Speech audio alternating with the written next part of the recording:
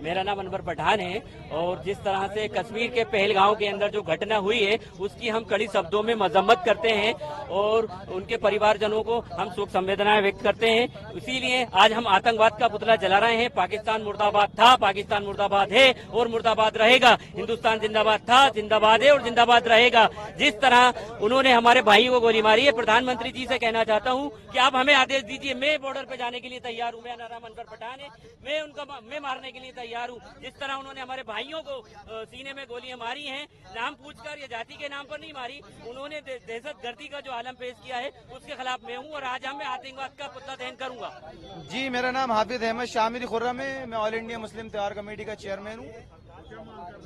मांग हमारी ये, जिस तरह हमारे हिंदुस्तान के भाइयों का 26 लोगों का उन्होंने दिन दहाड़े खून बहाया है, हमारी भारत सरकार से और नरेंद्र मोदी जी की सरकार से ये अपील है, जिस तरह उन्होंने उन लोगों को गोली मारकर शहीद किया गया है, आप हम लोगों को भी इजाजत दीजिए, हम लोग भी उनके सीनों में गोली मार के आएंगे।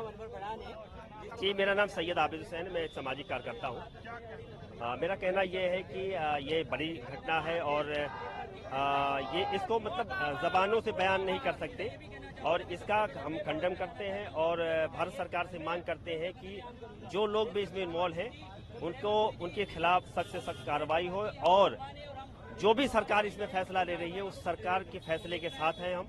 पूरे भारत का मुसलमान जो भी